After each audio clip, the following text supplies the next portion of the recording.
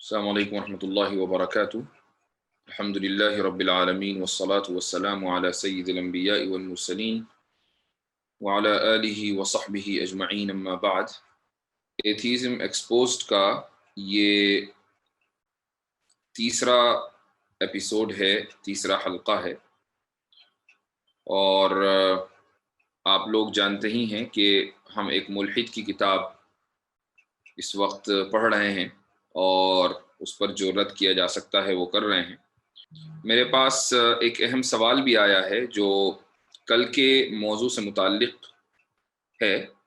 انشاءاللہ اس سوال کا جواب میں آج کے درس کے آخر میں دوں گا۔ کچھ سوالات آپ کے ہوں گے جو آج کے موضوع سے بھی متعلق ہیں، تو ان سوالات کو بھی اسی وقت لے لیا جائے گا۔ تو میں نے جیسے کہا، بہت سے لوگ اس وقت ہو سکتا ہے کہ پہلی مرتبہ اس درس میں شرکت کر رہے ہوں، اور جو لوگ شرکت کر چکے ہیں وہ جانتے ہی ہیں کہ ہم ایک مشہور ملحد اور ایتھیسٹ آرمین نوابی کی کتاب پڑھ رہے ہیں، اور اس کتاب کے 20 چیپٹرز ہیں۔ آج ہم دوسرا چیپٹر انشاءاللہ شروع کریں گے۔ کتاب کا عنوان ہے Why There Is No God۔ باقی یہ ہے کہ کتاب میں اسکرین پر شیئر کرتا ہوں، اور جو ضروری چیزیں ہیں ان کو پڑھتا ہوں، اس کا ترجمہ کر دیتا ہوں، اور اس کے بعد اس پر جو تبصرہ کیا جانا چاہیے وہ تبصرہ ہو جاتا ہے۔ تو انشاءاللہ شروع کرتے ہیں۔ میں کتاب شیئر کرتا ہوں، ایک سیکنڈ دیجیے مجھ کو۔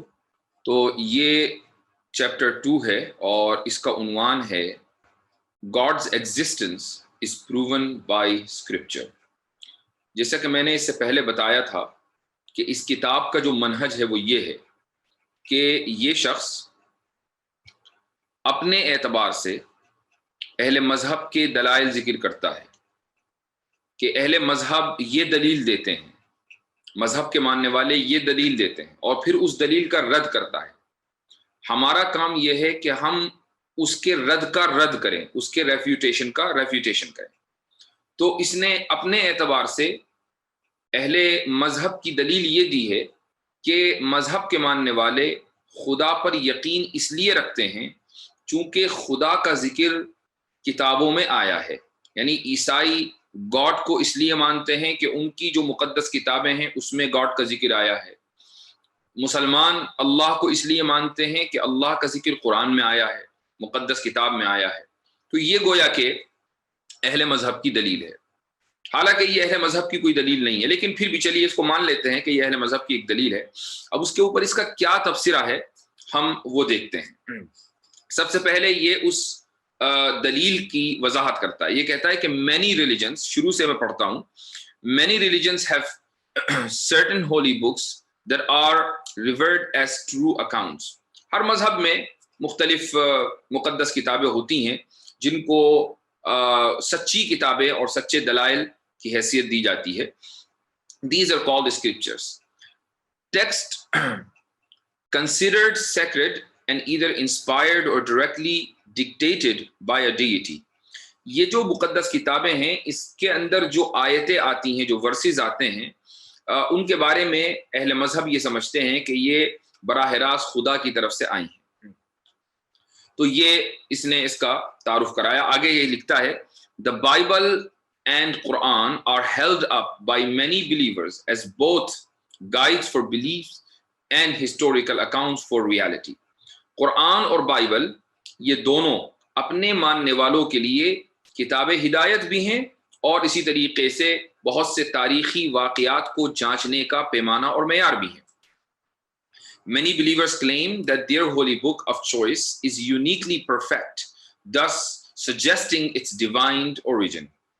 بہت سے ماننے والے believers یہ دعویٰ کرتے ہیں کہ ان کی جو کتابیں ہیں، مقدس کتابیں، وہ مکمل ہیں، پرفیکٹ ہیں، لہٰذا یہ اس بات کی دلیل ہے کہ یہ خدا کی طرف سے آئی ہیں۔ یہ اس نے گویا کہ اپنے دلیل کا تعارف کرایا۔ اس کے بعد جو اصل چیز ہے، اب جب وہ رد کرتا ہے اس دلیل کا، یعنی اس دلیل کا خلاصہ یہ ہوا کہ اللہ کو مسلمان اس لیے مانتے ہیں کہ قرآن میں دعویٰ کیا گیا ہے کہ اللہ ہے۔ تو جب قرآن نے کہہ دیا اللہ ہے تو اللہ ہے، یہ گویا کہ مسلمانوں کا دعویٰ ہوا. اب آگے وہ اس دلیل کے اوپر جو اس نے مسلمانوں کی طرف سے دلیل دی ہے وہ اس کا رد کرتا ہے. وہ یہ کہتا ہے کہ this argument presupposes its premise. The people who hold up their holy scripture as evidence are the same people who already believe its contents to be true. In doing so, it falls into the fallacy of begging the question, a form of circular reasoning, where an argument's question presupposes its answer. This is no different than saying, this is true because I believe it. یہ اس کا رد ہے اس دلیل کے اوپر. کیا مطلب ہوا؟ وہ یہ اس مختصر الفاظ میں خصوصاً جن لوگوں نے منطق اور فلسفہ پڑھا ہے وہ تو بہت آسانی کے ساتھ اس کو سمجھ سکتے ہیں، لیکن جن لوگوں نے یہ نہیں پڑھا میں ان کو بھی سمجھانے کی کوشش کروں گا. یہ کہتا یہ ہے کہ مثلا مسلمانوں کو لے لیں، مسلمان اللہ پر یقین رکھتے ہیں اور یہ کہتے ہیں کہ اللہ نے قرآن بھیجا. اچھا، قرآن پر کیوں یقین رکھتے ہیں؟ چونکہ قرآن اللہ کی طرف سے آیا، تو گویا کہ قرآن پر ایمان اللہ کے اوپر ڈیپینڈ کرتا ہے اور اللہ پر ایمان قرآن کے اوپر ڈیپینڈ کرتا ہے. اس کو دوسرے مثال سے لیجئے. مثلا دو چیزیں ہیں، ایک اے ہے اور دوسرے بی ہے. اے ڈیپینڈ کرتا ہے بی کے اوپر اور بی ڈیپینڈ کرتا ہے اے کے اوپر. اے ڈیپینڈ کرتا ہے بی کے اوپر اور بی ڈیپینڈ کرتا ہے اے کے اوپر. اگر ایسی صورت ہو تو اس کو فلسفی میں سرکولر ریزننگ یا انفینٹ سائیکل کہا جاتا ہے. اسی کو ہم اردو عربی میں اور منطق اور فلسفے کی کتابوں میں دور بولتے ہیں. دور، بہت سے لوگوں نے تسلسل اور دور کا نام اور لفظ سنا ہوگا، یہ اصطلاح سنی ہوگی، یہ ٹرمینالوجی کوئی نئی نہیں ہے ان کے لیے. تو اس کی وضاحت میں کر دوں ایک مرتبہ پھر. A depends on B, A B کے اوپر ڈیپینڈ کرے، بی واپس اے کے اوپر ڈیپینڈ کرے. ہاں، اگر اے بی کے اوپر ڈیپینڈ کرتا ہو، بی سی کے اوپر ڈیپینڈ کرتا ہو، سی ڈی کے اوپر ڈیپینڈ کرتا ہو تب تو ٹھیک ہے. لیکن اگر اے بی کے اوپر ڈیپینڈ کر رہا ہے اور بی دوبارہ اے کے اوپر، تو اسی کو سرکولر ریزننگ یا انفینٹ سائیکل کہا جاتا ہے. اور انفینٹ سرکولر ریزننگ یہ باطل ہے، یہ درست نہیں ہے، یہ پاسبل نہیں ہے. اسی کو ہم ذرا اور گاڑھی لینگویج میں انگریزی میں فیلسی بولتے ہیں. تو یہ گویا کہ ایک طرح کی فیلسی ہے. تو اس کا دعویٰ یہ ہے کہ مسلمان اللہ پر یقین رکھتے ہیں قرآن کی وجہ سے اور قرآن پر یقین رکھتے ہیں اللہ کی وجہ سے. تو گویا کہ اللہ پر ایمان قرآن پر ڈیپینڈ کرتا ہے اور قرآن پر ایمان اللہ پر ڈیپینڈ کرتا ہے. تو یہ تو دور ہوا یا سرکولر ریزننگ ہوئی جو کہ درست نہیں ہے. یہ اس شخص کا رد ہے. اب ہماری طرف سے آپ اس کا جواب سنیے. دیکھیے، سب سے پہلے میں یہ واضح کر دوں کہ مسلمان قرآن پر بھی یقین رکھتے ہیں obviously، اور اسی طریقے سے اللہ تعالیٰ پر بھی ان کا ایمان اور یقین ہے. اور صرف یہی دو ایسی چیزیں نہیں ہیں کہ جن پر مسلمانوں کا ایمان ہے، بلکہ نبی کریم صلی اللہ علیہ وسلم کی رسالت پر بھی مسلمانوں کا اتنا ہی ایمان ہے جتنا کہ اللہ کے وجود پر ہے اور جتنا کہ قرآن کے اللہ کا کلام ہونے پر ہے. لیکن کیا یہ دور ہے، کیا یہ انفینٹ یا سرکولر ریزننگ ہے یا نہیں؟ ایسا نہیں. ہم قرآن پر ایمان رکھتے ہیں اس لیے کہ ہم رسول اللہ صلی اللہ علیہ وسلم پر ایمان رکھتے ہیں، اور ہم رسول اللہ پر ایمان رکھتے ہیں اس لیے کہ، اور ہم اللہ پر ایمان رکھتے ہیں کہ اس لیے کہ رسول اللہ نے اللہ کے موجود ہونے کی ہمیں خبر دی. ایسا نہیں ہے کہ اللہ پر ایمان قرآن پر ڈیپینڈ کرتا ہو اور قرآن پر ایمان اللہ پر ڈیپینڈ کرتا ہو، ایسا نہیں ہے. بلکہ رسول اللہ صلی اللہ علیہ وسلم کا واسطہ بھی بیچ میں ہے، اور جب ایک واسطہ بیچ میں آ جاتا ہے تو یہ جو انفینٹ سائیکل ہے یہ ختم ہو جاتا ہے. انفینٹ سائیکل کی میں نے مثال دی تھی، اے ڈیپینڈ کرتا ہے بی پر اور بی ڈیپینڈ کرتا ہے اے کے اوپر، یہ انفینٹ سائیکل ہے. لیکن اگر اے ڈیپینڈ کرتا ہو بی پر اور بی ڈیپینڈ کرتا ہو سی کے اوپر تو یہ انفینٹ سائیکل نہیں ہے. ایسے ہی ہمارا جو ایمان ہے سب سے پہلے وہ اللہ کے اوپر ہے، لیکن اللہ کے بارے میں بتایا کس نے؟ رسول اللہ صلی اللہ علیہ وسلم نے. اور پھر رسول اللہ صلی اللہ علیہ وسلم نے ہمیں قرآن پیش کیا، اس لیے ہم قرآن کو مانتے ہیں. ٹھیک ہے. تو اب اس کی دلیل کیا ہے کہ ہم نے پہلے رسول اللہ صلی اللہ علیہ وسلم کے اوپر ایمان ہم لے کر آئے، قرآن کریم کے اوپر ایمان ہمارا بعد میں ہوا آپ صلی اللہ علیہ وسلم کی خبر دینے کے بعد۔ اس کی دلیل میں آپ کو دیتا ہوں۔ اس کی دلیل یہ ہے کہ سب سے پہلے جب وحی آئی آپ علیہ الصلاۃ والسلام کے پاس، تو آپ بہت سے لوگ جانتے ہیں نبی کریم علیہ الصلاۃ والسلام غار میں تھے، وہاں سے آپ سیدہ خدیجہ رضی اللہ عنہا کے پاس تشریف لائے اور آپ کو سردی لگ رہی تھی۔ تو اس وقت حضرت خدیجہ رضی اللہ عنہا نے ایک بہت ہی تاریخی جملہ کہا۔ حضرت خدیجہ رضی اللہ عنہا نے اقرا بسم ربک الذی خلق جو پہلی وحی تھی اس کے بارے میں کچھ نہیں کہا۔ اس کے بارے میں یہ نہیں کہا کہ ہاں یہ کلام اللہ کی طرف سے ہے، یہ کلام اللہ کی طرف سے نہیں ہے، العیاذ باللہ، ایسا کچھ نہیں کہا۔ انہوں نے جو بات ہسٹوریکل اسٹیٹمنٹ جو دیا ہے وہ یہ دیا ہے کہ آپ کے اندر بہت ساری اچھی خصوصیات ہیں، آپ تو رشتہ داروں کے حقوق ادا کرتے ہیں، آپ کمزوروں کی مدد کرتے ہیں، آپ مہمان نوازی کرتے ہیں، آپ مصیبت کے اندر جو لوگ پڑے ہوئے ہوں ان کا تعاون کرتے ہیں۔ تو جب آپ کے اندر اتنی اچھی اچھی خصوصیات ہیں تو کیسے آپ کا مالک آپ کو رسوا ہونے دے گا؟ یہ ممکن نہیں ہے۔ یہ حضرت خدیجہ رضی اللہ عنہا نے فرمایا۔ اس کا مطلب یہ ہے کہ حضرت خدیجہ رضی اللہ عنہا پہلے سے اس بات کی قائل تھیں، اور اس کے بعد حضرت خدیجہ کا ایمان اس پر مضبوط ہو گیا تھا کہ آپ صلی اللہ علیہ وسلم اخلاق کے اعلیٰ ترین پیمانے پر ہیں، مورالٹی کے اعلیٰ ترین پیمانے پر ہیں، سچائی کے اعلیٰ ترین پیمانے پر ہیں، اور جو شخص سچائی کے اتنے بلند معیار کے اوپر ہو وہ کبھی جھوٹ نہیں بول سکتا۔ اب اگر وہ یہ کہہ رہا ہے کہ یہ 5 آیتیں اللہ کی طرف سے نازل ہوئی ہیں، لہٰذا یہ 5 آیتیں اللہ کی طرف سے نازل ہوئی ہیں، تو اس سے یہ ثابت ہوا کہ ہم جو قرآن پر ایمان لاتے ہیں وہ اس لیے لاتے ہیں چونکہ رسول اللہ نے ہمیں بتایا کہ قرآن اللہ کا کلام ہے، اور رسول اللہ پر ایمان اس لیے لاتے ہیں نبی کریم صلی اللہ علیہ وسلم پر چونکہ آپ اخلاق، مورالٹی اور سچائی کا اعلیٰ ترین پیمانہ تھے کہ اس سے بہتر کوئی پیمانہ اس دنیا کے اندر نہ کبھی آیا ہے اور نہیں کبھی آ سکے گا۔ یہ دراصل ہمارا آرگیومنٹ ہے، اور اس آرگیومنٹ کی بنیاد پر جب ہم آرگیومنٹ اس طریقے سے پیش کریں گے تو سامنے والے کا یہ آرگیومنٹ، سامنے والے کی یہ دلیل کہ آپ کے کہنے کے مطابق اللہ پر ایمان قرآن پر موقوف ہے اور قرآن پر ایمان اللہ کے اوپر موقوف ہے، یہ دلیل ختم ہو جاتی ہے۔ اب میں آپ کو ایک چیز اور بتاتا ہوں، وہ یہ کہ بلکہ پہلے میں کتاب شیئر کرتا ہوں اور اس کے بعد جو اگلا ڈسکشن ہے وہ کرتے ہیں انشاءاللہ۔ آگے یہ کہتا ہے اگلے صفحے پر، Additionally, the scriptures themselves are rife with contradictions. علاوہ ازیں جو یہ کتابیں ہیں، مقدس کتابیں، یہ تضادات سے پر ہیں، یعنی ان کے اندر کانٹرڈکشنز بھرے پڑے ہیں، کہیں کچھ ہے تو کہیں کچھ ہے۔ اور اس کے بعد اس نے بہت سی مثالیں دی ہیں، کچھ مثالیں اس نے بائبل سے دی ہیں۔ ہمیں کوئی شوق نہیں ہے کہ ہم بائبل کا دفاع کریں، ہمیں کیا ضرورت ہے، چونکہ ہم تو خود مانتے ہیں کہ بائبل کے اندر تحریف ہو چکی ہے، اس لیے ہم اس کو چھوڑ کر آگے بڑھتے ہیں۔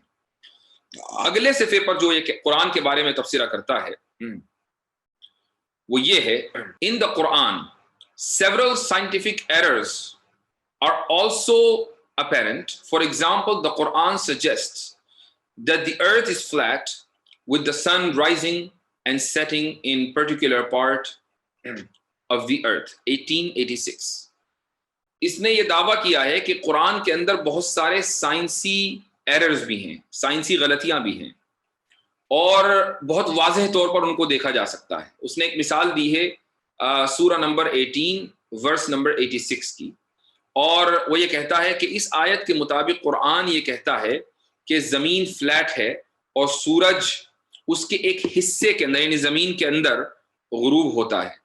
یہ آیت کون سی ہے؟ یہ آیت ہے دراصل سورہ کہف کی۔ یہ آیت بھی میں آپ کو پڑھ کر سنا دیتا ہوں۔ اللہ سبحانہ وتعالی کا ارشاد ہے، حتی اذا بلغ مغرب الشمس وجدها تغرب في عين حمئة ووجد عندها قوما قلنا يا ذا القرنين اما ان تعذب واما ان تتخذ فيهم حسنا۔ یہ ہے آیت۔ اس آیت میں کہیں بھی یہ نہیں لکھا کہ زمین فلیٹ ہے۔ اس کا ترجمہ بھی میں پڑھ کر سناتا ہوں۔ ترجمہ یہ ہے کہ یہاں تک کہ جب وہ سورج کے ڈوبنے کی سمت پہنچے تو انہیں دکھائی دیا. یہ ذوالقرنین کے بارے میں، الیگزینڈر کے بارے میں کہا جا رہا ہے، جن کو ایک روایت کے مطابق الیگزینڈر بھی کہا جاتا ہے. تو ذوالقرنین کے بارے میں کہا جا رہا ہے کہ جب وہ سورج کے ڈوبنے کی سمت پہنچے، یعنی ویسٹ میں جو آخری آبادی تھی وہاں پہنچے، تو انہیں دکھائی دیا. ترجمہ دیکھیے، انہیں دکھائی دیا، وجدہا، انہیں دکھائی دیا کہ وہ ایک دلدل جیسے سیاہ چشمے میں ڈوب رہا ہے. یعنی سورج دلدل جیسے سیاہ چشمے میں ڈوب رہا ہے، اور وہاں انہیں ایک قوم ملی. ووجد عندها قوما. اس آیت میں کہیں بھی تذکرہ نہیں ہے کہ زمین فلیٹ ہے. اس آیت میں جو تذکرہ ہے وہ یہ ہے کہ انہیں دکھائی دیا کہ سورج ایک دلدل جیسے چشمے میں ڈوب رہا ہے. اس کا مطلب کیا ہے؟ انہیں کیسے دکھائی دیا؟ اس کی وجہ یہ تھی کہ چونکہ وہ ایسی جگہ پہنچ گئے تھے جس کے بعد کوئی آبادی نہیں تھی، اس کے آگے سمندر تھا اور تا حد نگاہ پانی تھا، لیکن وہ پانی اس کی تفسیر میں لکھا ہوا ہے کہ وہ ایسی جگہ تھی کہ اس کے بعد کوئی آبادی نہیں تھی اور حد نظر تک سمندر پھیلا ہوا تھا، اور سمندر کی شکل بھی ایک سیاہ رنگ کی دلدل جیسی تھی، اور شام کے وقت جب سورج غروب ہوتا تو دیکھنے والے کو ایسا لگتا تھا جیسے وہ ایک دلدل نما چشمے میں ڈوب رہا ہے. قرآن نے یہ نہیں کہا کہ سورج دلدل یا چشمے کے اندر ڈوبتا ہے. قرآن نے یہ کہا کہ ذوالقرنین کو ایسا لگا گویا کہ وہ ایک چشمے کے اندر ڈوب رہا ہے. اب آپ کبھی کسی بیچ کے اوپر جائیے، آپ بمبئی کی چوپاٹی پر جائیں گے یا کہیں بھی کسی سمندر کے کنارے پر جائیں گے اور سورج کو غروب ہوتا ہوا دیکھیں گے تو ہر ایک آدمی کو یہ لگے گا کہ سورج سمندر کے اندر ڈوب رہا ہے. تو قرآن نے ذوالقرنین کے اس احساس کو ذکر کیا ہے، قرآن نے ذوالقرنین کے اس آبزرویشن کو ذکر کیا ہے کہ ان کو ایسا لگا. قرآن نے یہ نہیں کہا کہ سورج وہاں ڈوبتا ہے. تو اس لیے یہ الزام قرآن کے اوپر بالکل بے بنیاد ہے. اور آج کل سوشل میڈیا کے اوپر بہت سے بیچارے اگنورنٹ لوگ ہیں جو مختلف جگہوں کے اوپر اس طرح کی آیتیں پڑھ لیتے ہیں، لوگوں کے اعتراضات سن لیتے ہیں اور اس کے بعد پھر اس کو آگے فارورڈ کرتے ہیں بغیر کسی تحقیق کے. تو اگر آپ قرآن کریم کو سمجھنا چاہتے ہیں تو ضروری ہے کہ قرآن کریم کو بالکل بائسنس سے اور تعصب سے پاک ہو کر سمجھیے اور قرآن کریم کی تفسیر کے ساتھ سمجھیے. اگر آپ صرف ایک سینٹنس لیں گے اور وہ سینٹنس بھی کسی دوسرے کا، ایک قرآن کریم کا ایک سینٹنس آپ نے لیا اور کسی دوسرے نے جس انداز سے بھی اس کا ترجمہ کیا ہوا ہے وہ آپ نے لے لیا اور یہ سمجھا کہ قرآن کے اندر سائنٹیفک ایررز ہیں، تو آبویسلی آپ قرآن کریم کی حقانیت کے کبھی قائل نہیں ہو پائیں گے، چونکہ آپ پہلے سے بائس ہیں. تو بائسنس کو چھوڑیے اور قرآن کریم کو انصاف کے ساتھ پڑھیے تو آپ کو کبھی بھی ایک بھی سائنٹیفک ایرر نظر نہیں آئے گا. لیکن میں ایک چیز ہمیشہ کہتا ہوں اپنی ویڈیوز کے اندر، وہ یہ کہ سائنٹیفک تھیوری الگ ہے اور اگر کوئی زندگی کا فیکٹ ہے وہ الگ ہے. قرآن کریم کی کوئی بھی آیت کسی بھی فیکٹ کے خلاف نہیں ہے. اگر کوئی چیز ہمیں فیکٹ لگتی ہے یعنی وہ حقیقت ہے اور وہ ایسی حقیقت ہے کہ اس کے خلاف نہیں ہو سکتا، تو قرآن کی کوئی بھی آیت اس حقیقت کے خلاف نہیں ہے، اس فیکٹ کے خلاف نہیں ہے. لیکن سائنٹیفک تھیوریز آتی ہیں بدلنے کے لیے. مثال کے طور پر کل ہم نے ڈارونین ایوولوشن کے بارے میں بات کی، تو ڈارونین ایوولوشن ایک تھیوری ہے. قرآن کریم اس تھیوری کو ریجیکٹ کرتا ہے اور ہمیں اس کے اندر کوئی یعنی اس کے اوپر کوئی ہمیں سمجھ لیجئے کہ اپالوجی نہیں ہے، ہمیں کوئی شرمندگی نہیں ہے. کبھی ایوولوشن اتنی مشہور تھیوری ہے، قرآن کریم اس کو کیسے ریجیکٹ کرتا ہے؟ ہم ڈنکی کی چوٹ پر کہتے ہیں کہ قرآن کریم ایوولوشن کی تھیوری کو، جو ڈارونین ایوولوشن ہے، اس کو ریجیکٹ کرتا ہے چونکہ یہ محض ایک نظریہ ہے، محض ایک تھیوری ہے اور تھیوریز آتی ہیں بدلنے کے لیے. ہم آپ کی بدلنے والی تھیوری جو 200-400 سال کے اندر بدل جایا کرتی ہے اس کی وجہ سے اپنے قرآن کو نہیں بدلیں گے. قرآن آیا ہے ہمیشہ رہنے کے لیے، اس کے جو معنی ہے وہ ہمیشہ ویسے ہی رہیں گے جو پہلے دن ہیں. اس کی ہر آیت، اس کا ایک ایک حرف، اس کا ایک ایک نقطہ ہمیشہ کے لیے آیا ہے. لہٰذا ہم آپ کی ان بدلتی تھیوریوں کی وجہ سے اپنے قرآن کے اندر تبدیلی کریں اور اس کے اندر ریکنسلیشن کی کوشش کریں، ایسا نہیں ہوگا. ہاں اگر کوئی فیکٹ ہے، ہم قرآن کریم کی ایک بھی آیت اس کے خلاف نہیں ہے، تو یہ فیکٹ ہے کہ سورج کسی دلدل میں نہیں ڈوبتا، یہ ایک فیکٹ ہے. قرآن کریم کی کوئی بھی آیت آپ کو ایسی نہیں ملے گی جو یہ کہے کہ ہاں سورج دلدل کے اندر ڈوبتا ہے. یہ جو قرآن کریم کی آیت ہے جس کا میں نے ابھی حوالہ دیا، وہ دراصل ذوالقرنین کا ایک احساس ہے کہ جس کو اللہ سبحانہ و تعالیٰ نے ذکر کیا ہے. اب آگے چلیے. اس شخص نے یہ دعویٰ کیا اور بہت سے لوگ یہ مانتے ہیں بلکہ یہ غلط تصور کرتے ہیں کہ شاید قرآن نے کہیں یہ کہہ دیا کہ زمین فلیٹ ہے۔ اس کے بارے میں آپ کو بتا دوں، اس تعلق سے میری ایک ویڈیو بھی ہے 4 منٹ کی، اس کو دیکھا جا سکتا ہے۔ مختصراً میں بتا دوں، سورہ رحمان کے اندر ایک آیت ہے، اللہ سبحانہ و تعالیٰ کا ارشاد ہے کہ یا معشر الجن والانس ان استطعتم ان تنفذوا من اقطار السماوات والارض فانفذوا، کہ اے جنات اور انسان، اگر تم زمین اور آسمان کے ڈائیمیٹرز سے بھاگنا چاہو تو بھاگ کر دکھا دو، اگر تم زمین اور آسمان کے ڈائیمیٹر سے نکلنا چاہو تو نکل کر دکھا دو۔ ان استطعتم ان تنفذوا من اقطار السماوات والارض فانفذوا۔ اس آیت کے اندر جو لفظ آیا ہے بنیادی وہ ہے اقطار، اور اقطار کا جو ترجمہ میں نے بھی کیا ہے ڈائیمیٹرز۔ ڈائیمیٹرز جو ہے، اگر آپ تھوڑی سی بھی بنیادی طور پر بھی آپ نے اسکولنگ کی ہے تو آپ یہ بہت آسانی کے ساتھ سمجھ سکتے ہیں کہ ڈائیمیٹرز دراصل راؤنڈ شیپ کی پراپرٹی ہوتی ہے، راؤنڈ شیپ کی، یعنی کوئی بھی چیز اگر راؤنڈ ہو تو اس کی پراپرٹی جو ہے وہ ڈائیمیٹرز ہوتی ہے یا اس سے ناپا جاتا ہے۔ اگر کوئی چیز فلیٹ ہو، چپٹی ہو، اس کی پراپرٹی ڈائیمیٹر نہیں ہوتی۔ تو قرآن نے جو اقطار کا لفظ استعمال کیا ہے، یہ خود اس بات کی طرف اشارہ ہے کہ قرآن کے نزدیک زمین فلیٹ نہیں ہے، بلکہ یہ راؤنڈ یا یہ اسفیریکل شیپ کی ہے۔ تو فلیٹ ہونے کا جو الزام ہے وہ محض الزام ہے، وہ محض جہالت ہے، اور اس کے پیچھے کوئی بھی سالڈ دلیل نہیں ہے۔ اب آگے چلتے ہیں، دیکھتے ہیں کہ آرمین نوابی کیا کہتا ہے۔ اب آگے وہ یہ کہتا ہے Muslims are quick to point out the supposed perfection of their holy book, the Quran. According to many Muslims, the Quran contains foreknowledge of science that predicts modern inventions and discoveries.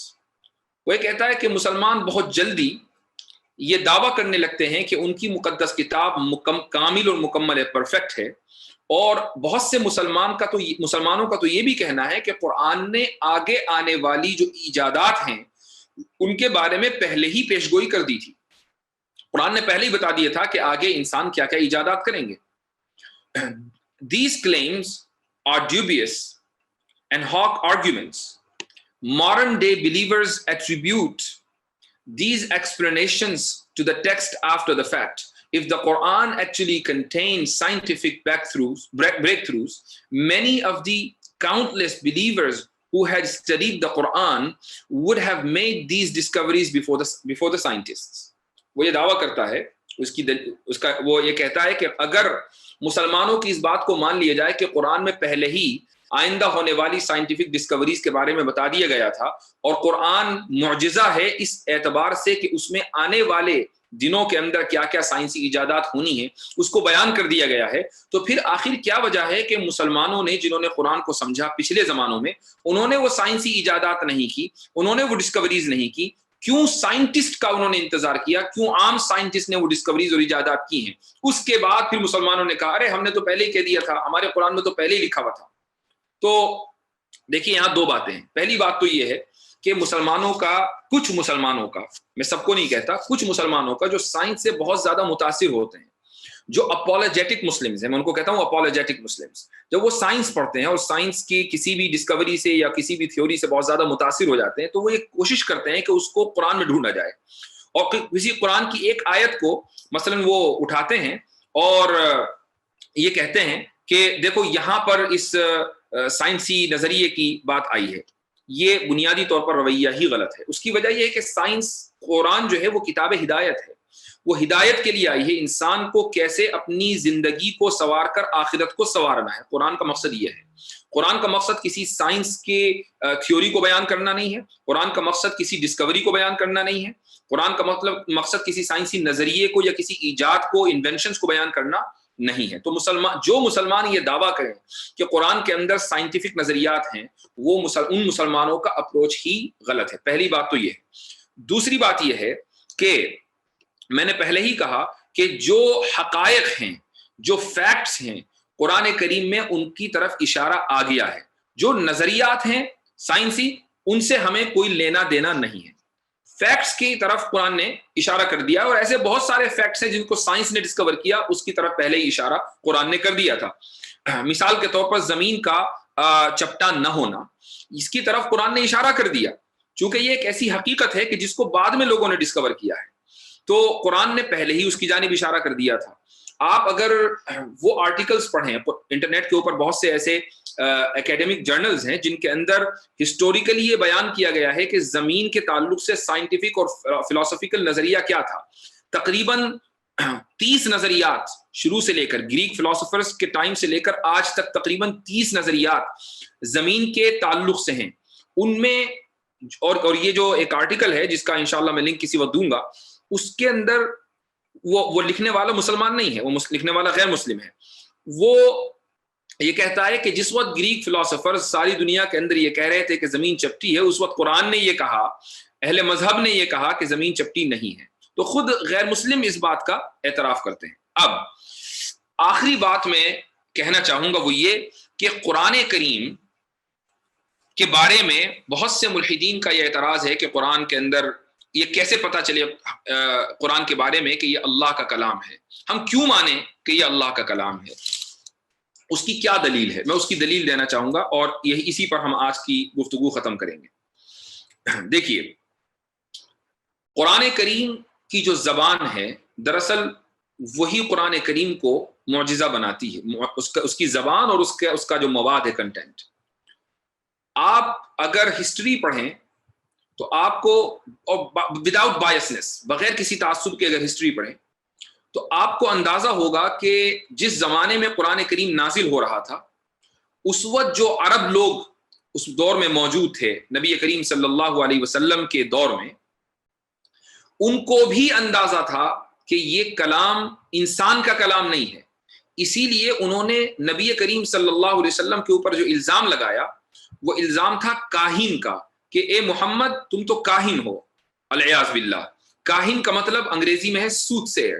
کاہن وہ ہوتا ہے کہ جس کے بارے میں یہ تصور کیا جاتا ہے کہ اس کا جنوں سے تعلق ہے, اس کا کسی سپر نیچرل تو نہیں کہیں گے بلکہ انسین فورس سے تعلق ہے. تو جنوں سے تعلق ہونے کی وجہ سے وہ جن یہ کلام لا کر محمد صلی اللہ علیہ وسلم کو سکھاتے ہیں اور وہ کلام جو ہے لوگوں کو بیان کر دیتے ہیں. کسی عرب نے, کسی بھی مشرک نے, کسی بھی بڑے سے بڑے لیڈر نے یہ دعویٰ نہیں کیا کہ محمد صلی اللہ علیہ وسلم قرآن کے مصنف ہیں. کسی نے بھی ایک بھی دعویٰ ایسا نہیں تھا. تو سب یہ مانتے تھے کہ یہ کلام کہیں اور سے آیا ہے, یہ کہیں باہر سے بیرونی کلام ہے جو محمد صلی اللہ علیہ وسلم ہمیں پڑھ کر سنا رہے ہیں. تو پہلی بات تو یہ. دوسری بات یہ ہے کہ یہ کلام خود نبی کریم صلی اللہ علیہ وسلم کی طرف سے بھی اس لیے نہیں ہو سکتا چونکہ آپ بھی خود عرب تھے اور بہترین عربی جانتے تھے, اور اس کی دلیل آپ صلی اللہ علیہ وسلم کی حدیثیں ہیں. اگر آپ حدیثوں اور قرآن کی لینگویج کے درمیان کمپیریزن کریں تو آپ دیکھیں گے کہ قرآن کا جو میتھڈ ہے, منہج ہے, وہ بالکل ڈیفرنٹ ہے, اور حدیثوں کی جو لینگویج ہے وہ بالکل الگ ہے. اور سائنٹیفکلی اور سائیکولوجیکلی یہ ممکن ہی نہیں ہے کہ ایک آدمی 23 سال تک کے 2 مختلف میتھڈز کو اس کنسسٹنسی کے ساتھ فالو کرتا رہے. یعنی اتنی کنسسٹنٹ کبھی اندر کوئی تبدیلی ہی نہ آئے کہ جب وہ اپنی بات کہے تو اس کا انداز الگ ہو, اور جب وہ قرآن پڑھ کر سنائے تو اس کا انداز الگ ہو, اور اس طریقے سے 23 سال تک کے یہ معاملہ چلتا رہے اور کبھی بھی اس کے اندر کوئی تبدیلی نہ آئے. یہ ایک ایسی دلیل ہے جس سے ثابت ہوتا ہے کہ یہ کلام قرآن نبی کریم صلی اللہ علیہ وسلم کا لکھا ہوا نہیں ہے یا آپ صلی اللہ علیہ وسلم کی طرف سے نہیں ہے, چونکہ یہ سائنٹیفکلی اور سائیکولوجیکلی پاسبل نہیں ہے کہ ایک آدمی 2 میتھڈز کو, 2 منہج کو 23 سال تک کنسسٹنسی کے ساتھ چلا سکے. دوسری بات. اب آگے چلیے تیسری بات یہ ہے کہ نبی کریم صلی اللہ علیہ وسلم کی زندگی کے اندر بہت سارے اتار چڑھاؤ آئے ہیں. آپ صلی اللہ علیہ وسلم کی زندگی کے اندر بہت سی پریشانیاں بھی آئی ہیں. آپ نے اپنی اہلیہ حضرت خدیجہ رضی اللہ عنہا کو کھویا. آپ صلی اللہ علیہ وسلم کی زندگی میں ابو طالب کی وفات ہوئی جو آپ کے چچا تھے, آپ سے بہت قریبی تھے. آپ صلی اللہ علیہ وسلم کی زندگی کے اندر آپ صلی اللہ علیہ وسلم کے صاحبزادے حضرت ابراہیم کی وفات ہوئی, بیٹیوں کی وفات ہوئی, کیا کیا نہیں ہوا. لیکن آپ کے ان بحرانوں کا, جن کرائسس سے آپ صلی اللہ علیہ وسلم گزرے ہیں, یہ جو جذبات تھے اس کا اثر کبھی بھی قرآن کریم کے اوپر نہیں پڑا. قرآن کریم جیسا پہلے دن تھا ویسے ہی آخری جس روز وہ نازل ہو رہا تھا اس دن بھی اس کی لینگویج اور اس کے اندر جو اثر انگیزی تھی وہی تھی. تو اس سے یہ ثابت ہوا کہ یہ کلام آپ صلی اللہ علیہ وسلم کا نہیں ہو سکتا. آپ صلی اللہ علیہ وسلم کے پاس وہ کلام آیا اور آپ نے پڑھ کر سنا دیا. اگر یہ کلام نبی کریم صلی اللہ علیہ وسلم کا ہوتا تو اس کلام کے اوپر آپ صلی اللہ علیہ وسلم کے جذبات کا اثر ضرور ہوتا. آپ مثلا کسی شاعر کو دیکھتے ہیں کہ ایک شاعر کے اوپر اس کے جذبات کا بہت اثر ہوتا ہے. وہ شاعر مثلا اگر عشق کا مارا ہوا ہو تو اس کی شاعری کے اندر آپ درد محسوس کریں گے. ایک شاعر اگر ایسا ہے کہ جو شراب اور کباب کا عادی ہے تو اس کے اندر آپ اس کی شاعری کے اندر دیکھیں گے کہ وہ شراب اور کباب ہی کی تعریف کرتا ہے، وہ صرف غزل ہی کہتا ہے۔ ایک شاعر ایسا ہوتا ہے کہ جس کے اندر بہت زیادہ اپنی ملت اور قوم کا درد ہوتا ہے تو آپ اس کی شاعری کے اندر وہی درد محسوس کریں گے۔ آپ اقبال کی شاعری کو اٹھائیے، آپ غالب کی شاعری کو اٹھائیے، دونوں کی شاعری کے درمیان آپ کو بہت آسانی کے ساتھ ان کی شخصیت کی جھلک مل جائے گی، آپ کو پتہ چل جائے گا کہ یہ شاعر ان کی سائیکالوجی کیا تھی۔ نبی کریم صلی اللہ علیہ وسلم بھی اپنی زندگی کے اندر مختلف کرائسس سے گزرے ہیں، لیکن ان کرائسس کا اثر قرآن کریم پر نہیں ہے۔ اس سے یہ ثابت ہوتا ہے کہ قرآن کریم آپ صلی اللہ علیہ وسلم کا اپنا کلام نہیں ہے، بلکہ یہ کلام اللہ کی طرف سے آیا ہے اور نبی کریم صلی اللہ علیہ وسلم نے اس کو آگے پیش کر دیا ہے۔ چوتھی بات میں اور کہنا چاہوں گا وہ یہ کہ مثلا آپ اپنے آپ کو دیکھیے، آپ اگر گزشتہ چند سالوں سے لکھتے چلے آ رہے ہیں یا آپ تقریر کرتے چلے آ رہے ہیں تو آپ کو اندازہ خود ہو جاتا ہے اور ہونا چاہیے کہ جب آپ نے لکھنا شروع کیا تھا یا آپ نے تقریر کرنی شروع کی تھی تو آپ کے اندر وہ میچورٹی نہیں تھی۔ آپ جب لکھتے ہوں گے اس وقت بہت زیادہ غلطی کرتے ہوں گے، پھر آہستہ آہستہ لکھتے آپ کے اندر میچورٹی آنی شروع ہوئی۔ اسی طریقے سے جب آپ نے تقریر کرنی شروع کی ہوگی تو آپ کے اندر وہ بات نہیں ہوگی، لیکن آپ جب بولنے لگے، بولتے ایک وقت ہو گیا، ایک عرصہ ہو گیا تو آپ کے اندر وہ میچورٹی آ گئی۔ نبی کریم صلی اللہ علیہ وسلم کے اوپر قرآن کریم 23 سال میں نازل ہوا۔ 23 سال کی اس مدت میں یہ نہیں کہا جا سکتا کہ شروع میں جو کلام نازل ہوا وہ امیچور تھا اور آخر کی زندگی میں جو کلام نازل ہوا وہ بہت زیادہ میچور تھا، بلکہ شروع سے لے کر آخر تک کے کلام جو آپ صلی اللہ علیہ وسلم کے اوپر نازل ہوا وہ کنسسٹنٹ تھا، اس کے اندر کوئی تبدیلی نہیں تھی۔ وہ جتنا میچور پہلے دن تھا اتنا ہی میچور وہ آخری دن تھا۔ یہ اس بات کی دلائل ہیں کہ یہ جو قرآن ہے وہ نبی کریم صلی اللہ علیہ وسلم کا اپنا بنایا ہوا نہیں ہے، بلکہ نبی کریم علیہ الصلوۃ والسلام کے اوپر وہ اللہ رب العزت کی طرف سے بطور وحی آیا ہے اور نبی کریم صلی اللہ علیہ وسلم نے اس کلام کو ہمیں پڑھ کر سنایا ہے، اس لیے ہم قرآن کریم کے اوپر ایمان لاتے ہیں۔ تو یہ آج کے درس کا خلاصہ ہے۔ اس میں ایک مرتبہ اور میں اس کی کتاب کو شیئر کرنا چاہوں گا۔ اس کے بعد دیکھیے جو religious text are man made and fallible, یہ جو آخری عنوان ہے اس کے اندر یہ دعویٰ ہے اس کا کہ جتنے بھی مذہبی مقدس کتابیں ہیں یہ انسان کی بنائی ہوئی ہیں اور یہ فیلیبل ہیں۔ فیلیبل کا مطلب یہ ہے کہ ان کے اندر اغلاط ہیں، یہ معصوم نہیں ہے، معصوم عن الخطا نہیں ہے کہ ان کے اندر کوئی غلطی نہ ہو، بلکہ ان کے اندر بہت ساری اغلاط ہیں، بہت سارے ایررز ہیں۔ اس کے بعد اس نے بائبل کی مثالیں دی ہیں، تو بائبل کے اندر تو ہم بھی مانتے ہیں کہ بہت ساری غلطیاں ہیں اور اس کی وجہ یہ ہے کہ بائبل جو انجیل حضرت عیسیٰ علیہ الصلوۃ والسلام کے اوپر نازل ہوئی تھی وہ انجیل ویسی نہیں رہی، بلکہ اس کے اندر تحریف کر دی گئی، اس کے اندر بہت زیادہ تبدیلی کر دی گئی ہے، تو اس کے اندر غلطیوں کا ہونا لازمی سی بات ہے، یہ خود ہمارا عقیدہ ہے۔ لیکن اور اس نے آخر تک کے اپنے اس چیپٹر کے آخر تک صرف بائبلز ہی کا حوالہ دیا ہے، تو لہٰذا ہمیں اس کے ڈیفینڈ کرنے کی ضرورت نہیں ہے۔ اس کا یہ کہنا کہ قرآن کریم کے اندر کوئی غلطی ہو اور جو اس نے حوالہ دیا ہے کہ زمین چپٹی ہے قرآن کے مطابق اور قرآن کے مطابق سورج دلدل کے اندر ڈوبتا ہے، اس کا ہم جواب دے چکے۔ قرآن کریم ایک معجزہ ہے، کیسے معجزہ ہے اور کیسے یہ اللہ کا کلام ہے اور رسول اللہ صلی اللہ علیہ وسلم کا کلام نہیں ہے، اس کو ہم نے ثابت کر دیا۔ اور اسی طریقے سے اس کا یہ دعویٰ، اس کی یہ دلیل کہ اللہ پر ایمان قرآن پر موقوف ہے اور قرآن پر ایمان اللہ کے اوپر موقوف ہے، ہم نے اس دلیل کو بھی رد کر دیا کہ بیچ میں نبی کریم صلی اللہ علیہ وسلم کا واسطہ بھی ہے، اور جب واسطہ بیچ میں آ جاتا ہے تو دور یا جس کو ہم سرکولر ریزننگ کہتے ہیں وہ ختم ہو جاتا ہے۔ یہ آج کے درس کا خلاصہ ہے۔ تو اس طرح دوسرا چیپٹر ختم ہوتا ہے جو پورا کا پورا ہولی اسکرپچر یا قرآن سے متعلق ہے۔ اب میں آپ حضرات کے کچھ سوال بھی لے لوں آج کی اس نشست کو ختم کرنے سے پہلے۔ ایک اہم سوال جو کل کے درس سے متعلق میرے پاس آیا ہوا ہے اور کسی نے مجھے فیس بک کے اوپر وہ سوال بھیجا ہے۔ ایک صاحب ہیں عاصم تقی، ان کا سوال یہ پاکستان سے ہیں، ان کا سوال میں پڑھ کر سناتا ہوں، اس کے بعد اس کو جواب بھی دیتا ہوں۔ یہ کہتے ہیں کہ مجھے سوال کل کے لیکچر کے لحاظ سے پوچھنے تھے۔ آپ نے فرمایا کہ 3 + 3 = 6 کا ہمیں حواس خمسہ سے پتہ نہیں چلتا، سینسز سے پتہ نہیں چلتا، بلکہ عقل سے پتہ چلتا ہے، اور سائنس حواس خمسہ سے علم دیتی ہے۔ میتھ کو تو مدر آف سائنسز کہا جاتا ہے، لہٰذا اس بات کی کیا حیثیت کہ جو حواس خمسہ کی اس بات کی کیا حیثیت کہ جو حواس خمسہ کی ہے سائنس کے متعلق فرمائی۔ اچھا، جہاں تک میں سمجھاؤں وہ یہ کہنا چاہتے ہیں کہ بھئی ہم نے یہ کہا کہ 3 + 3 = 6 یہ میتھ ہے، اور میتھ جو ہے اس کو مدر آف سائنسز کہا جاتا ہے۔ تو دیکھیے مدر آف سائنسز اس لیے نہیں کہا جاتا کہ سب سے پہلی بات تو یہ کہ سائنس جو ہے اس کے ایک لنگوسٹک معنی ہے اور ایک اس کے ٹیکنیکل ڈیفینیشن ہے. تو جو اس کے لنگوسٹک معنی ہے وہ ہے علم. تو اس بات میں کوئی شک نہیں ہے کہ سائنس جو ہے وہ تمام علوم کی ماں ہے. یعنی اگر آپ سائنس سیکھ لیتے ہیں تو بہت سارے علوم آسانی کے ساتھ آپ سمجھ سکتے ہیں, اس کو سیکھ سکتے ہیں, بہت سارے فنون آسان ہو جاتے ہیں. اس اعتبار سے اس کو مدر آف سائنس کہا جاتا ہے.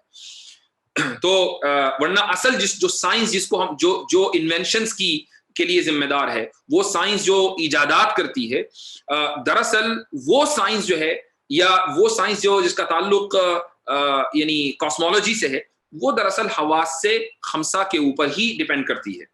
ہاں, لیکن اس کو سمجھنے کے لیے آسانی میتھ سے ہوتی ہے. تو ہمارے کہنے کا مقصد یہ تھا کہ فزکس سے پہلے, ایسٹرونومی سے پہلے بھی لوگ اس بات کو سمجھتے تھے کہ 3+3 جو ہے وہ 6 ہوتا ہے. تو یہ تو آپ کے اس سوال کا جواب ہوا. آگے یہ لکھتے ہیں کہ سائنس کے محدود ہونے میں آپ نے اخلاقیات کا تذکرہ کیا.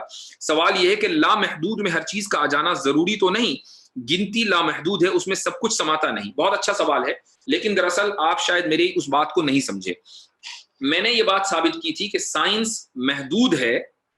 اس سے یہ ثابت ہوتا ہے کہ سائنس ظنی ہے, اور اخلاقیات کا یا ٹائم کا جتنے بھی دلائل دیے ہم نے وہ اس بات کو ثابت کرنے کے لیے دی کہ سائنس قطعی نہیں ہے بلکہ ظنی ہے.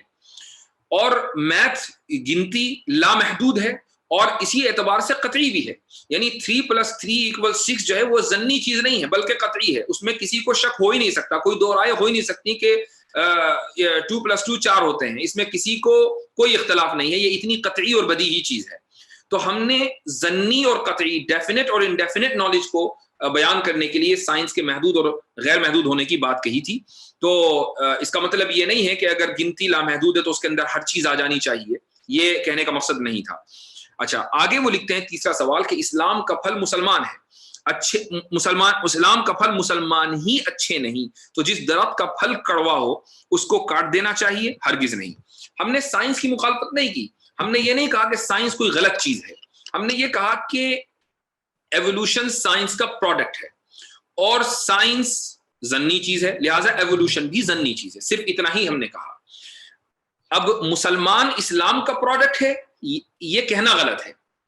مسلمان اسلام کا پروڈکٹ نہیں ہے. اسلام نے مسلمان کو پیش نہیں کیا ہے, مسلمان نے اسلام کو ڈسکور کیا ہے. گویا کہ اسلام پہلے سے ایک ریالٹی ہے. کچھ لوگ نے اس ریالٹی کو پا لیا, کچھ لوگوں نے اس ریالٹی کو نہیں پایا. جن لوگوں نے اس ریالٹی کو پایا آپ ان کو یہ نہیں کہیں گے کہ یہ اس ریالٹی کا پروڈکٹ ہے. سمجھے آپ؟ مثال کے طور پر ایک بازار کے اندر اگر ایک چیز بک رہی ہے, ایک ویسے ہی یعنی 100% انالوجی نہیں ہے, بازار کے اندر ایک چیز بک رہی ہے, آپ نے بہت ڈھونڈا, فائنلی آپ نے اس کو پا لیا, تو یہ نہیں کہا جائے گا کہ اس چیز کا آپ پروڈکٹ ہے محض اس لیے کہ آپ نے اس کو پا لیا. تو اسلام ایک یونیورسل ٹروتھ اور یونیورسل ریالٹی ہے جو 1400 سال سے نہیں بلکہ حضرت آدم علیہ الصلوۃ والسلام کے زمانے سے موجود ہے, اور مختلف انبیاء علیہ الصلوۃ والسلام اس دین کی تبلیغ کرتے آ رہے ہیں. لہٰذا کچھ لوگوں نے اس تبلیغ کے نتیجے میں اس یونیورسل ٹروتھ کو پا لیا اور کچھ لوگوں نے نہیں پایا. جن لوگوں نے پا لیا آپ ان کے بارے میں یہ نہیں کہیں گے کہ وہ اسلام کا پروڈکٹ ہے. تو یہ ان کے سوالات کا 3 سوال تھے, اس کا جواب ہوا. آیت کانت رتقا ففتقناہما میں جو نظریہ ہے اس کی کیا حقیقت ہے؟ اس کے تعلق سے اصل میں بہت سے لوگوں کا کہنا ہے, مفسرین کا, کہ یہ اشارہ ہے دراصل اس بہت بڑے دھماکے کی طرف کہ جو آج سے, جس کو آج کی سائنس بگ بینگ کہتی ہے. چونکہ اسلام پہلے دن سے, یعنی بگ بینگ کی تھیوری تو 1930 کے اندر ڈسکور ہوئی ہے. آپ اگر ہمارا جو علم کلام کا لٹریچر ہے, مثلا شرح عقائد ہے, آپ اس کو پڑھ لیجئے, یا شرح مقاصد پڑھ لیجئے, یا کوئی بھی اشاعرہ کی کتاب پڑھ لیجئے, ماتریدیہ کی کتاب پڑھ لیجئے, سب میں یہ بات لکھی ہوئی ہے کہ یہ جو کائنات ہے وہ پہلے نہیں تھی, اچانک وجود میں آئی. وہ اچانک وجود میں آئی ہے, ٹھیک ہے. اسی کو حدوث کہا جاتا ہے, اسی کو اوریجینیشن اردو میں کہتے ہیں, عربی میں کہتے ہیں. تو ظاہر ہے کہ کسی چیز کا اچانک وجود میں آ جانا وہ کسی نہ کسی یہ اشارہ ہے کہ وہ کسی نہ کسی دھماکے یا کسی نہ کسی انیوژول ایونٹ اور انسیڈنٹ کے نتیجے میں ہوتا ہے. تو یہ نہیں کہا جائے گا کہ چونکہ بگ بینگ تھیوری 1930 کے اندر ڈسکور ہوئی اس لیے اب ہم نے قرآن میں سے اس کو نکالا. نہیں, ہم تو پہلے ہی سے اس بات کے قائل ہیں کہ کائنات موجود نہیں تھی, پھر اچانک وہ موجود ہوئی. بگ بینگ تھیوری کے نتیجے میں سائنٹسٹ نے آج ماننا شروع کیا کہ ایک دھماکہ ہوا تھا اور اس کے بعد پھر کائنات وجود میں آئی ہے. تو سائنس نے قرآن کی اور اسلام کی تصدیق کی ہے, ہم نے سائنس کے نظریے کے سامنے آنے کے بعد اپنی بات نہیں بدلی ہے. صادق حسین صاحب آپ بالکل بات صحیح کہہ رہے ہیں کہ اگر یہ مانتے ہیں کہ قرآن پر ایمان اللہ پر موقوف ہے اور اللہ پر ایمان قرآن پر موقوف ہے تو اس میں کیا غلط ہے؟ کیا ہر دور اور تسلسل کا باطل ہونا ضروری ہے؟ بالکل بات صحیح ہے، ہر دور اور تسلسل کا باطل ہونا ضروری نہیں ہے، لیکن وہ جو جواب ہم نے دیا وہ الزامی جواب ہے کہ اگر آپ اس کو باطل مان بھی لیں تو پھر یہ جواب ہے۔ اب اگر میں اس کا وہ جواب دوں کہ جی ہر دور اور تسلسل کا باطل ہونا ضروری نہیں تو پھر مجھے پوری فلسفی یہاں پڑھانی پڑے گی۔ ایک لاسٹ چیز میں ضرور کہنا چاہوں گا اور انشاءاللہ اس کو الگ سے کلپ بنا کر بھی سرکولیٹ کرنا ہے، اور اس کی وجہ ہے، اس کی وجہ یہ ہے کہ کچھ گھنٹوں پہلے ہمارے پاس ایک میسیج آیا اور یہ میسیج جو ہے وہ بہت زیادہ سرکولیٹ کر رہا ہے اور یہ آج کے موضوع سے ریلیٹڈ ہے، اس لیے اس کی وضاحت آج کی اس ویڈیو میں بہت ضروری ہے۔ وہ یہ ہے میسیج کا، یہ واٹس ایپ میسیج ہے، واٹس ایپ یونیورسٹی پہ چل رہا ہے۔ میسیج لکھنے والا یہ کہتا ہے، انگریزی میں ہے اور اس کے بعد اردو میں، عربی میں ہے، اور بہت جلدی اس کی اردو اور ہندی ہونے والی ہے، ٹھیک ہے؟ تو اس لیے اس کو پہلے ہی بتا دوں، میسیج لکھنے والے کا دعویٰ یہ ہے کہ کرونا وائرس کا قرآن میں پہلے سے ذکر موجود ہے۔ اچھا بھائی، قرآن میں کرونا وائرس کا ذکر کہاں سے آیا؟ کہتا ہے کہ نہ صرف یہ کہ ذکر ہے بلکہ یہ بھی بتا دیا کہ کس زمانے میں ظاہر ہوگا، یہ بھی بتا دیا کہ کہاں ظاہر ہوگا، اور یہ بھی بتا دیا کہ کیوں ظاہر ہوگا، اور یہ بھی بتا دیا ہے کہ اس کے ساتھ کرنا کیا ہے، یعنی ایسے دور میں جب کرونا وائرس آئے تو کیا کرنا چاہیے، اور اس کے پیچھے کیا حکمت ہے، کیوں آیا، اور اس کا اصلی نام کیا ہے۔ یہ ساری چیزیں جو ہیں وہ قرآن میں آ گئی ہیں۔ مطلب یہ ایک نہایت ہی عجیب و غریب دعویٰ تھا۔ اس کے بعد وہ لکھنے والا آگے لکھتا ہے کہ سورہ مدثر کے اندر کرونا وائرس کا، کووڈ 19 کا تذکرہ ہے، اور 19 اب دیکھیے اس نے ثابت کس طرح کیا ہے، لواحۃ للبشر علیہا 19 علیہا 19، اس کے اوپر 19 فرشتے معمور ہوں گے۔ یہ قرآن کریم کی آیت ہے سورہ مدثر کی۔ تو چونکہ یہاں 19 کا تذکرہ آیا ہے لہٰذا، اور کووڈ 19 کے اندر بھی 19 ہے، تو اس سے ثابت ہوا کہ کووڈ 19 کا نام جو ہے وہ قرآن میں آ گیا۔ لکھنے والا لکھتا ہے، نہایت واہیات میسیج ہے، قرآن کی تحریف ہے، اس کے علاوہ کچھ نہیں۔ آگے لکھتا ہے کہ قرآن میں یہ بھی ذکر ہے کہ وہ کس ملک میں ظاہر ہوگا کرونا وائرس۔ اسی صورت کے اندر آیت نمبر 12 اور 13 میں سورہ مدثر میں کہتا ہے کہ قرآن میں ہے، ذرنی ومن خلقت وحیدا وجعلت له مالا ممدودا وبنین شہودا۔ اس سے ثابت ہوا کہ چین میں ظاہر ہوگا۔ بھائی کیسے ثابت ہوا؟ اس لیے کہ وجعلت له مالا ممدودا، اللہ کہتا ہے کہ میں نے اس کے لیے اس کو بے انتہا مال و دولت دیے، وبنین شہودا، اور بہت ساری اس کو اولاد دی۔ تو اس سے ثابت ہوا کہ یہ جو 19 ہے یعنی کووڈ 19 یہ اس شخص کو لگے گا یا اس علاقے میں آئے گا جہاں بہت زیادہ مال و دولت ہے اور بہت زیادہ جن کی اولاد ہے، یعنی چائنا، چونکہ آبادی بہت ہے۔ یہ اس شخص کا دعویٰ ہے۔ میں بار بار کہہ رہا ہوں کہ یہ نہایت ہی غلط میسج ہے، اس کے چکر میں نہ پڑیے۔ قرآن کریم کے اندر یہ تحریف ہے، ایسی کوئی بات قرآن کریم کے اندر نہیں ہے کہ قرآن نے پہلے ہی کووڈ 19 کا یا کرونا وائرس کا ذکر کر دیا ہو۔ یہ دراصل ان لوگوں کا رویہ ہے جو اپنے آپ کو اپولوجیٹک سمجھتے ہیں، یعنی چونکہ ایک چیز چل رہی ہے پوری دنیا کے اندر لہٰذا ثابت کرو کہ قرآن کے اندر بھی ایسا ہی لکھا ہوا ہے۔ ایسا نہیں ہے۔ ان آیتوں کا ایک خاص پس منظر ہے، ان آیتوں کے یہ آیتیں خاص یعنی شخص کے بارے میں ذکر کر رہی ہیں۔ اب جو شخص بھی اس فیچر یا اس صفت کے اوپر ہوگا یہ آیتیں اس کے بارے میں بھی ہوں گی، لیکن اس کا مطلب نہیں، یہ نہیں ہے کہ اگر 19 کا لفظ قرآن میں کہیں بھی آیا تو اس سے مراد صرف کووڈ 19 ہی ہونا ہے۔ اب مثلا ڈاکٹرز یہ کہہ رہے ہیں کہ بھئی اگر آپ کو کرونا وائرس سے بچنا ہے تو آپ صفائی ستھرائی کا خاص خیال رکھیں، ہاتھوں کو دھوئیں، کپڑوں کو دھوئیں۔ کہنے لگے آیت نمبر 4 کے اندر یہ سورہ مدثر کے اندر موجود ہے، اس میں ایک وثیابک فطہر، اپنے کپڑوں کو پاک رکھیے۔ تو دیکھیے کرونا وائرس کے اندر کس طریقے سے رہنا ہے اللہ نے بتا دیا۔ تو یہ ایک عام آیت ہے، ایسا تو نہیں ہے کہ کرونا وائرس اگر نہ آتا تو اس آیت کا کوئی مطلب نہیں تھا۔ آیت کے اوپر تو جب سے آیت نازل ہوئی لوگ عمل کرتے آ ہی رہے ہیں، چاہے کرونا وائرس آتا یا نہ آتا۔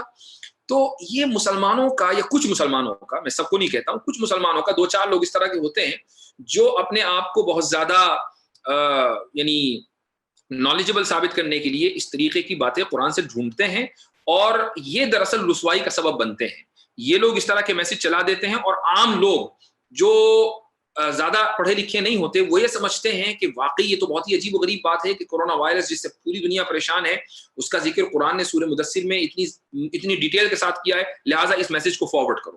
اس لیے میں آپ حضرات سے یہ اپیل کروں گا کہ ایسے میسج کو بالکل فارورڈ نہ کیجیے۔ اب جب آپ کو پتہ چل گیا ہے کہ یہ میسج غلط ہے، قرآن کریم کی اندر یہ تحریف ہے، ایسا کوئی کورونا وائرس کا قرآن کریم کے اندر تذکرہ نہیں ہے، ایسے میسج کو اب یہ جان بوجھ کر فارورڈ کرنا بھی گناہ ہوگا۔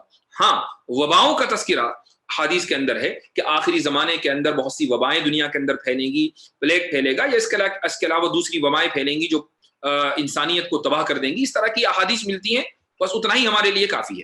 دین تو بس ایک اسلام ہے، یہودیت اور نصرانیت صرف قوموں کا نام ہے، کیا یہ صحیح ہے؟ ہمارے تعارف کے لیے اسلام ہی دین ہے، ان الدین عند اللہ الاسلام۔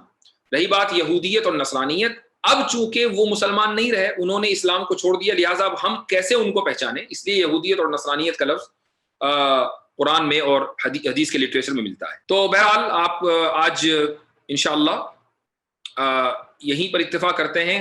جزاکم اللہ خیرا، والسلام علیکم ورحمۃ اللہ وبرکاتہ۔